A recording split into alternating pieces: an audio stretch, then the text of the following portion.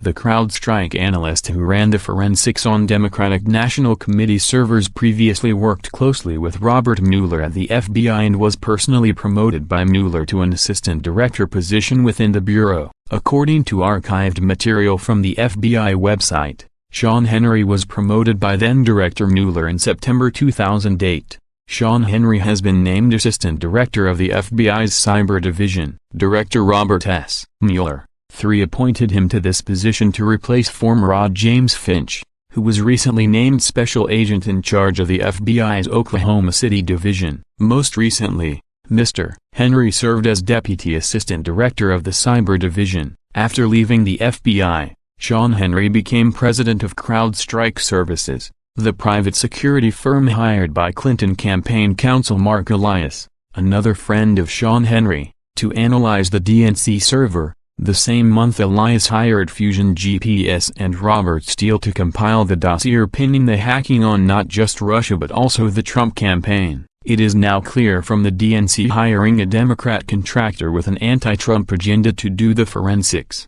while refusing to allow objective FBI computer analysts to inspect the server, that political factors overrode proper investigative procedures and ruled out a scientific examination of the evidence. As such, Mueller's evidence is not legally admissible in a court of law. The FBI and Robert Mueller's team have only been granted the forensic images of the allegedly hacked DNC systems from CrowdStrike, which is not the same as workable mirror images of the hard drives. No hardware or machines were examined at the FBI forensics lab at Quantico, and DNC Chair Tom Perez has continued to refuse to hand over the hacked DNC server to the FBI. In an interview with CNN last week, Perez repeatedly dodged and weaved, refusing to explain why he is refusing to let the FBI access the server. According to Perez, the DNC does not need to provide evidence that the Russians hacked their server, instead claiming the American public must take CrowdStrike and Mueller at their word.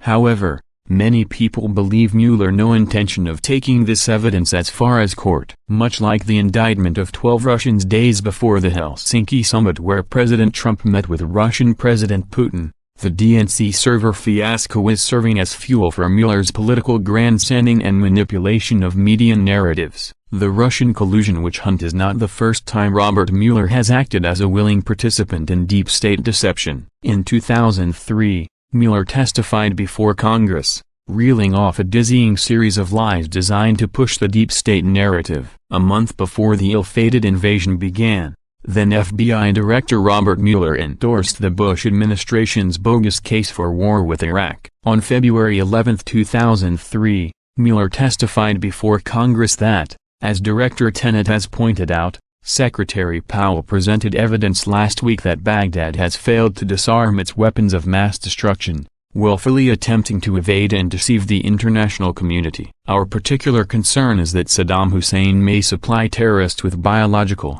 chemical, or radiological material. Of course, history has shown Mueller up to be a liar. He was on the wrong side of history in 2003. And future generations will view him as being on the wrong side of history with his phony Russian collusion witch hunt.